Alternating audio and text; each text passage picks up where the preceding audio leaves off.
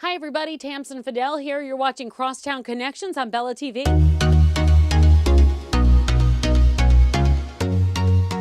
So today we're reversing roles at the Lodge at Gallo Green at the rooftop at the McKittrick Hotel. Yes. Normally, this gorgeous girl next to me, Tamsen Fadal, the anchor of Pix 11 News, is used to holding the mic and telling the stories. But today you get to relax. I like this. I'm just chilling out and watching you do all the work. So take it away. Looking quite beautiful, might I add. How cool is this space, by the way? I feel like we're on a mini ski vacation. I know, especially the weather we've been having here in New York, right? But this is great, isn't it? It totally is. There's little like secret areas, places to play games. I'm loving it. I know there's like chess in the other room, which I don't know how to play. So don't either, maybe you could school, or someone can school us on it later at the hotel. But yeah, what's so cool about doing interviews, I feel like on location, is that you get to have a special bond with somebody that you wouldn't have maybe necessarily just in sort of a sterile room. So I feel more connected to you. I totally agree. And this is our little it's a little ski lodge, right? So it's enjoyable and it's fun. It's like we're on vacation. Yeah, we're having in the middle of New York City. Right, we're having a slumber party, and on a day like today, because it's snowing like crazy, that's absolutely perfect. Exactly, yeah. Okay, so I just have to brag about you for a few seconds because we sat on a panel together several years back, and that was the first time that I actually had the pleasure of meeting Tamsen. Followed by that, she came to a party that I threw with Rob Shooter for Naughty Gossip and our lovely friend OG that you are. Right, of course. And Bella TV, now I have the show on Crosstown Connections, and I said to myself, who better to interview than an 11-time Emmy winner, entrepreneur, kind-hearted, beautiful woman that has been in the journalist world for several years but looks 25. Long time. Oh, wow, I'll take that. Can you say that again and again? Just the last part. Just that last part. Thank you so much. And you know, I respect so much what you do, but this is exciting. I like the fact that you're meeting different people, and that's what it's all about. And I think New York is, it's a crossroads of the world, and it's kind of neat to see who you come across all the time. Everyone has a different story, and by the way, I think we all help each other. 100%, and I love that energy about you, and that's why I thought you were the perfect person to ask to do the show with us here for Bella. So really, I mean, you connect with viewers every single day. I know that I'm an avid watcher of Pix 11 News. How do you do that, and why is it so important, and how do you sort of nurture that craft to be able to do it so well? Oh, good question. I think a lot's changed in social media, and I'm really grateful for it, and as frustrating as it can be on so many levels for a lot of people, what I like is the fact that we're not talking at the viewers anymore. We talk with the viewers. So if you're doing a story, they communicate with you, whether it's on Facebook, Instagram, Twitter. They have, we're having a conversation with them, and I think that's kind of a neat thing. I actually do a Facebook Live 2 times a day at 4 and 9 before our shows 5, 6, and 10, and talk about topics, what's trending, what people want to talk about. We ask for their input, and really it's the first time, I think, in many, many years where we'll be able to hear what they want to talk about versus what we want to tell them, and I think that's important. I think that's a beautiful answer, and it really has changed so much. You bring up such a great point. Now, you also have a series called Changemakers, which I think is phenomenal because you're highlighting people that are really making a difference in the world.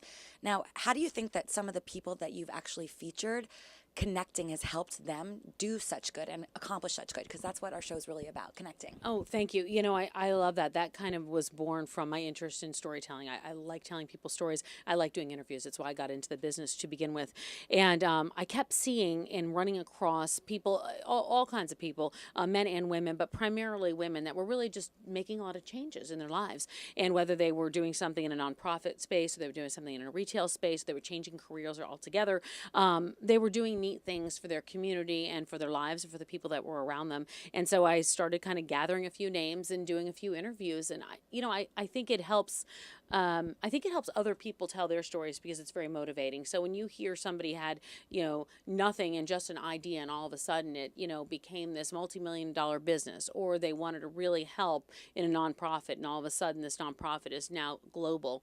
That's inspiring when you're listening to that story, and I think that that's really how it helps. And then the people that I interview, I think it helps them to tell their story because they're getting it out there, and that's my job, is to just kind of be that conduit.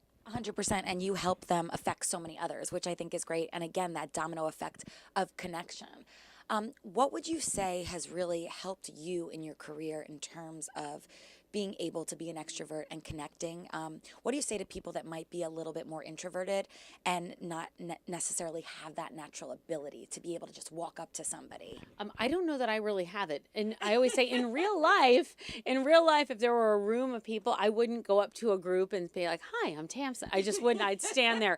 And so it's interesting. And, at work, it just feels like a different person. But, I think that the most important thing is, and this is always my motto as I try to go through life and go and try to do different things. I say, like, what is the worst thing that could happen? You're going to get rejected. It's going to hurt. It's going to pinch for just a second. Someone's going to, turn the other way and not be interested in having a conversation. Somebody's going to, say we're not interested. Like if that's the very worst, that's a really good thing. And so that's how I try to go through my life. What's the very, very worst thing that could happen, and if it's not that bad, then go for it. I love that. Now, you're also an author, which is very inspiring to me because I know that I definitely want to write a book one day. Good. And you've written 3 books, if I'm correct. Mm-hmm. Yes. So tell me about that type of process and how you actually went about connecting with the people that were part of that process, because it's a little bit different than television. Yeah, it's a lot different. I mean, the interviews and the research is still there, which I like. I've always enjoyed doing research, and again, I really like interviews because I like people's stories. And the first 2 books were more fun. They were kind of dating books. Why hasn't he called and why hasn't he proposed? And that was at a time where I was in the dating space. I need your advice, girl. All right, that's okay. I got the books. And then the last book was called The New Single, and it happened after my divorce, and it talked about finding yourself all over again.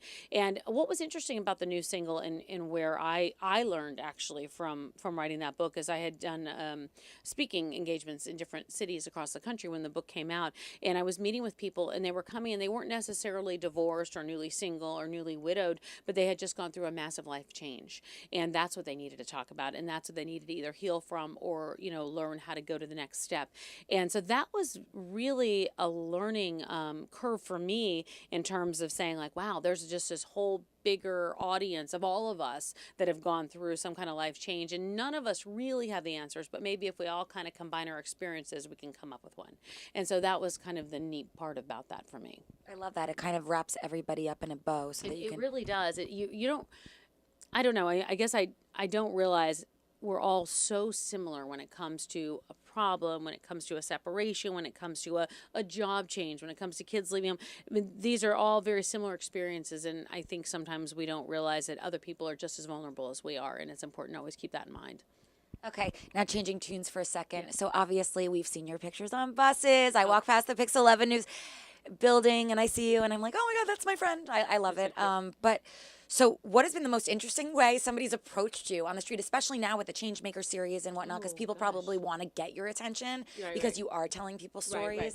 So do you have any kind of fun story, how somebody kind of said hello to you? Well, I think this was kind of a fun one. I don't know. They didn't realize it was me, but here's the fun part. I was in TJ Maxx and this couple kept following me around, and I would be like in the workout outfit, and they were there, and they would be over here, and I was looking at whatever.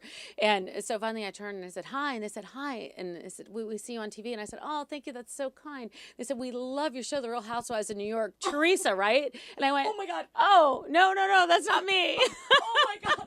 Okay. So anyway, that was kind of fun. That wasn't me, but it works out. People are very, very kind when I talk to them. You're less tan and have less of a bodybuilder physique. You're stunning. Oh my God. Not hating on Teresa. I always thought it was fun. No, I'm like, wow, that is fun. Yeah. These people must watch the news. So TJ Maxx shoppers. Right. Which I was looking for a sale. People are very kind in New York and really respectful, and that's kind of the neat thing. And everybody wants to have a conversation, right? So they'll come up and it's actually yesterday. It was funny. I was crossing a street and a cab rolls by. He's rolling through the intersection. He rolls down his window and he goes, hey, see you tonight. And then he just kept going. And I went, that's such a New York moment, It was like, no, like I said, hi. He said, hi. The cab, he never stopped. Like none of the movement ever stopped. And I thought, just New Yorkers are so cool when it comes to stuff like that. And it's never a situation where it's, I hated the story you did, or it's always just so respectful. And I always so appreciate that. And so I always like to stop and talk with people whenever they think that I'm not in the Real Housewives, and Yeah, totally. And you're like delivering the news. Yeah, that's kind of great. And then again, another way that you're connecting with your audience, because real people, real New Yorkers are, saying hello to you. Oh, yeah, That must be a nice big pick me up when they actually know who you are. Yeah, right. Not a reality When it's the franchise. right girl. Yeah. When it's the right girl. But yeah, so that's always fun. And speaking of which, so you anchor the 5, 6, and 10 o'clock for Pixel 11 News. So what is a day like in the life of Tamsen Fadal? By the way, I'm so happy that you made time for us on this snowy day, You're so because kind. it's pretty amazing. Always for you. My day starts at 2 o'clock. That's when I hit the station. And then my day is in increments. So it's so funny when I have a day off. I go, wait, am I supposed to be doing something right now? I'm not supposed to just be sitting here having lunch. 2 o'clock, I get into the station. 2:30, I go to our afternoon meeting. So we figure out what we're doing for 5 and 6 o'clock and just know the stories of the day. 3 o'clock, go into makeup. 4 o'clock, go into promos and Facebook Live. 5 and 6, do the news. And then start on the 10 o'clock for another meeting at 6:30. Are you with me? I'm trying to keep up here. I have to do it fast. I'm like, so my mind is, I thought I was busy. No, this girl. 6:30, we have another meeting to talk about the 10 o'clock newscast. I eat dinner, and then at 8:30, go back down to makeup. 9 o'clock, another Facebook Live, and 10 o'clock, the news. But I know that sometimes you have to go to events too. Oh, and in between. So when I said I ate dinner, that's when I go to the event sometimes. Yeah, so about 6:45, I'll go to an event and try to be back by 8:30. Talk about a mover and a shaker, okay? So this is the thing. We can find time for ourselves. Always. Well, not for ourselves. No, to do enough, in to there. do everything. We can kind of find time to do what's important. Yeah, I found that it's really important for me to work out. I love it, and it gets my day going. So I try to do yoga as much as possible, and I work out a couple of times a week, and that's important. So my mornings are sort of, that's what I do. After I get done with the gym is when I write, and then I get ready and go to work. And sometimes I try to walk across the city. I live on the west side and the studio's on the east side, but there's something about just being out in New York, just kind of feeling what the day is like there, because I feel like I can talk a little bit better about it when I get on the air at 5 o'clock. And you run into viewers, so it's Yeah, I run perfect. into She picks up viewers, material. Right. It really is. That's important to me. It is. It's important to me. And on the day like this, then it's a subway, but I try to walk as much as possible. Amazing. And can you tell us a little bit about upcoming projects that you might have in the works that you can tease for us? Yeah, absolutely. I'm working actually on a documentary and a book talking about life change and kind of your next step in life and your next act. And so I'm excited about that. And I promise you, as soon as I am allowed to say some of the other things, you'll be the first to know. But I'm excited about that project because I think it'll be neat. And for me, I think everything I've ever written is kind of where I am in life. And so originally it was in the dating space, and then it was going through a major life change. And, now it's really another life change when it comes to age and aging. And so it's important to me to write about that. And I've talked to a lot of people and a lot of women and a lot of researchers. And I think that there's something to it. It's kind of neat. We're living a lot longer, and we're doing a lot of things, and we don't stop at one career anymore. And we don't stop just because we hit a certain age, and I think that's inspiring. Absolutely, and you're actually living your truth, and it's so authentic, so I think that's why it connects with us. Thank you. Well, Tamsen, we love you. Oh, thank you so much. Thank you I'm for being so with happy us to be on here. Crosstown Connections on Yeah. Bella I might TV. stay, actually, for a little I know, while, it's so because I feel comfy. very cozy. Listen, how far is this from the studio? Oh, you can't nap here. It's the Crosstown. I know, right? That would have been nice. This is comfortable.